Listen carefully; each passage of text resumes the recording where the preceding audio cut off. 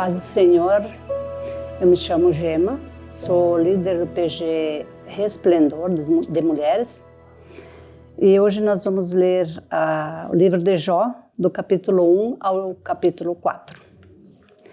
Havia um homem na terra de Uz, cujo nome era Jó, e este era homem sincero, reto e temente a Deus, e desviava-se do mal. E nasceram-lhe 7 filhos e 3 filhas, e era o seu gado 7.000 ovelhas, e 3.000 camelos, e 500 juntas de boi, e 500 jumentas. Era também muitíssima gente ao seu serviço, de maneira que este homem era maior do que todos os do Oriente. E iam seus filhos e faziam banquetes em casa de cada um do seu dia. E enviavam e convidavam as suas 3 irmãs a comerem e beberem com eles. Sucedia, pois, que tendo decorrido o turno de dias dos seus banquetes, enviava a Jó e o santificava, e se levantava de madrugada e oferecia holocausto segundo o número de todos eles. Porque dizia Jó: porventura pecaram meus filhos, e blasfemaram de Deus no seu coração. Assim o fazia Jó continuamente. E vindo um dia em que os filhos de Deus vieram apresentar-se perante o Senhor, veio também Satanás entre eles. Então o Senhor disse a Satanás: de onde vens? E Satanás respondeu ao Senhor e disse: de rodear a terra e passear por ela. E disse o Senhor a Satanás: observaste tu o meu servo Jó? Porque ninguém há na terra semelhante a ele, homem sincero e reto, e temente a Deus, e desviando-se do mal. Então respondeu Satanás ao Senhor e disse: porventura teme Jó a Deus de belda? Porventura não o cercaste tu de bens a ele, e a sua casa, e a tudo quanto tem? A obra de tuas mãos abençoaste, e o seu gado está aumentando na terra. Mas estende a tua mão, e toca-lhe em tudo quanto tem, e verás se não blasfema de ti a tua face. E disse o Senhor a Satanás: eis que tudo quanto tem está na tua mão, somente contra ele não estendas a tua mão. E Satanás saiu da presença do Senhor. E sucedeu um dia em que seus filhos e suas filhas comiam e bebiam vinho na casa do seu irmão primogênito, que veio um mensageiro a Jó e lhe disse: os bois lavravam, e as jumentas passiam junto a eles, e eis que deram sobre eles os sabeus, e os tomaram, e os moços feriram ao fio da espada. E eu somente escapei para te trazer a nova. Estando este ainda falando, veio outro e disse: fogo de Deus caiu do céu, e queimou as ovelhas e os moços, e os consumiu. E só eu escapei para te trazer a nova. Estando ainda este falando, veio outro e disse: ordenando os cadeus, 3 bandos deram sobre os camelos, e os tomaram, e os moços feriram ao fio da espada. E só eu escapei para te trazer a nova. Estando ainda este falando, veio outro e disse: estando teus filhos e tuas filhas comendo e bebendo vinho em casa do seu irmão primogênito, e eis que um grande vento sobreveio da além do deserto, e deu nos 4 cantos da casa, a qual caiu sobre os jovens, e morreram. E só eu escapei para te trazer a nova.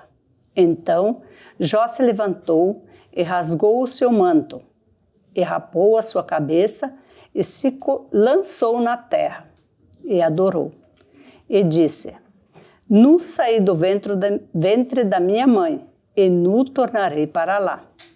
O Senhor o deu, e o Senhor o tomou. Bendito seja o nome do Senhor. Em tudo isto Jó não pecou, nem atribuiu a Deus falta alguma. Capítulo 2. E vindo outro dia em que os filhos de Deus vieram apresentar-se perante o Senhor, veio também Satanás, entre eles, apresentar-se perante o Senhor. Então o Senhor disse a Satanás: de onde vens? E respondeu Satanás ao Senhor e disse: de rodear a terra e passear por ela. E disse o Senhor a Satanás: observaste o meu servo Jó? Porque ninguém há na terra semelhante a ele, homem sincero e reto, temente a Deus, desviando-se do mal, e que ainda retém a sua sinceridade, havendo-me tu incitado contra ele, para o consumir sem causa. Então Satanás respondeu ao Senhor e disse: pele por pele, e tudo quanto o homem tem dará pela sua vida. Estende, porém, a tua mão e toca-lhes nos ossos e na carne, e verás se não blasfema a ti na tua face. E disse o Senhor a Satanás: eis que ele está na tua mão, poupa, porém, a sua vida.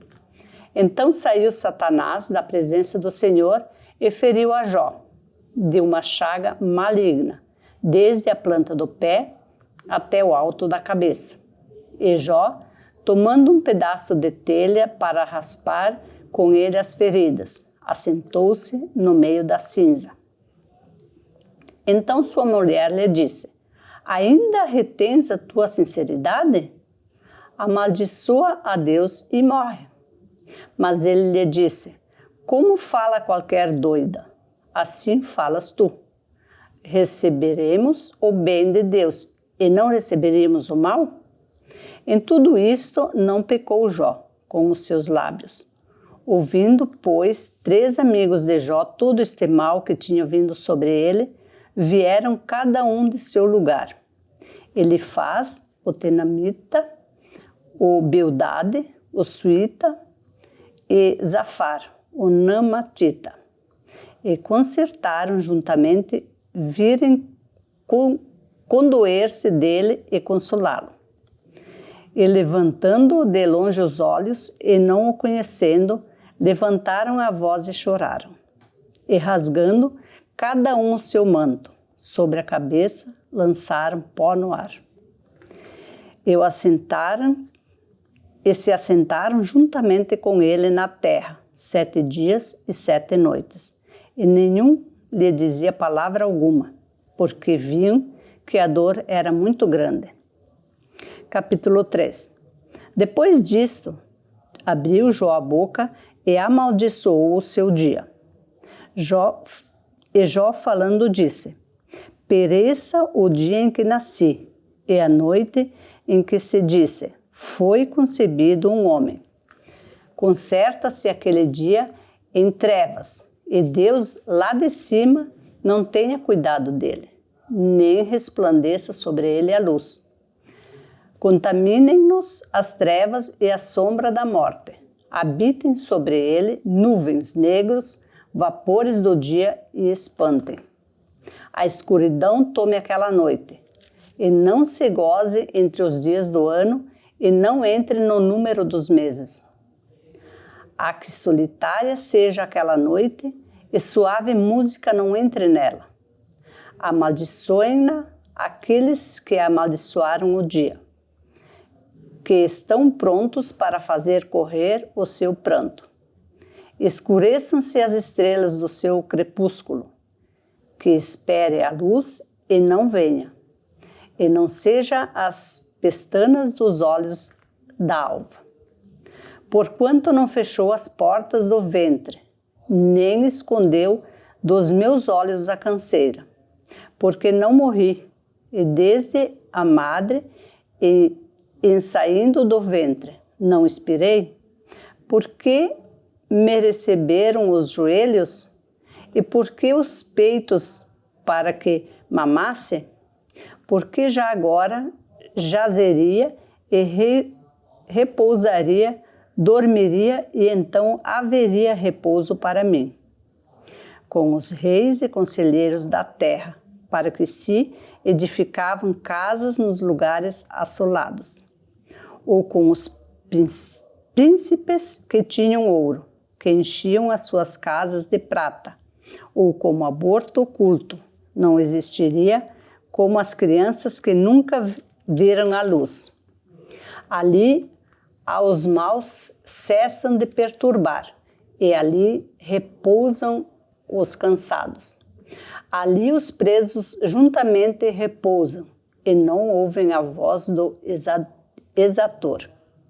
Ali está o pequeno e o grande, e o servo fica livre do seu senhor, porque se dá luz ao miserável e vida aos amargurados de ânimo, porque esperam a morte e ela não vem, e cavam em procura dela mais do que de tesouros ocultos, que de alegria saltam, exultam achando a sepultura, porque se dá luz ao homem cujo caminho é oculto, e a quem Deus o encobriu?